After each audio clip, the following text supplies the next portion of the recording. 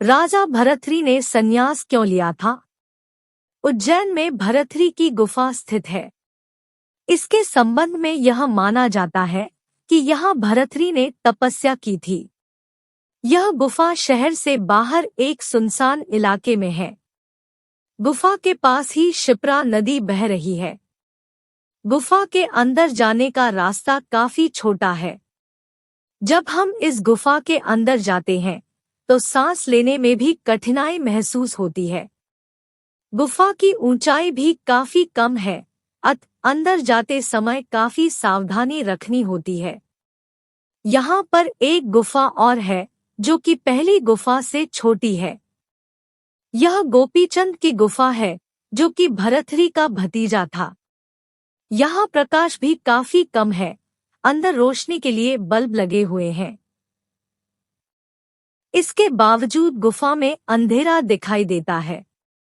यदि किसी व्यक्ति को डर लगता है तो उसे गुफा के अंदर अकेले जाने में भी डर लगेगा। यहाँ की छत बड़े बड़े पत्थरों के सहारे टिकी हुई है। गुफा के अंत में राजा भर्तृहरि की प्रतिमा है और उस प्रतिमा के पास ही एक और गुफा का रास्ता है।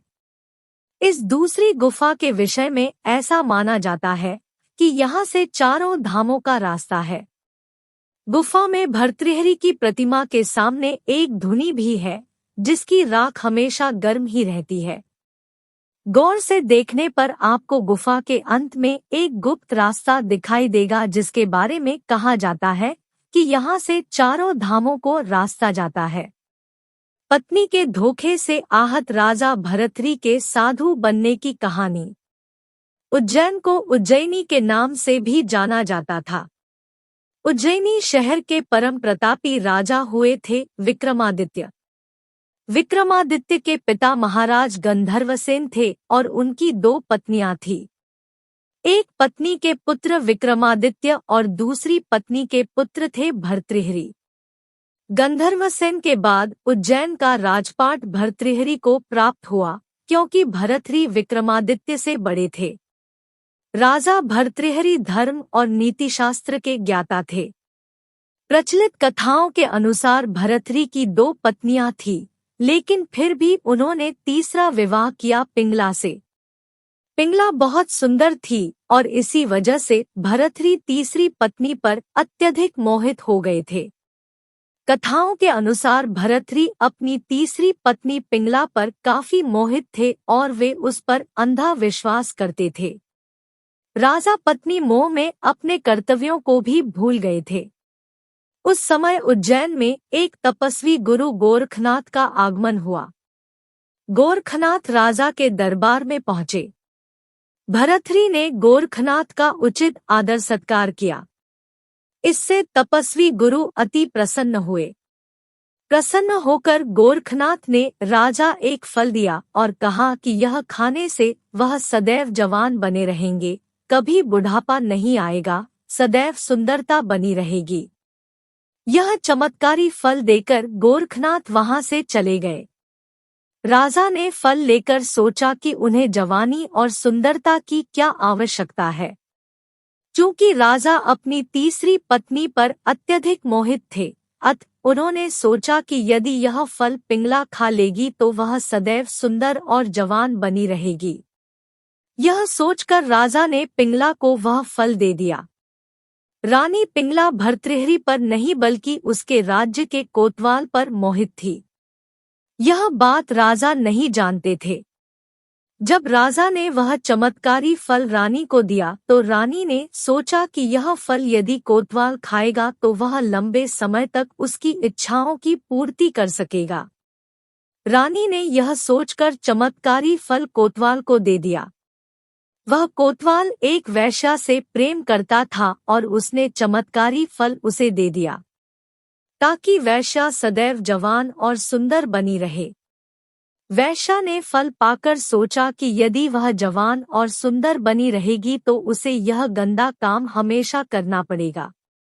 नर्क समान जीवन से मुक्ति नहीं मिलेगी। इस फल की सबसे ज्यादा जरूरत हमारे राजा को है।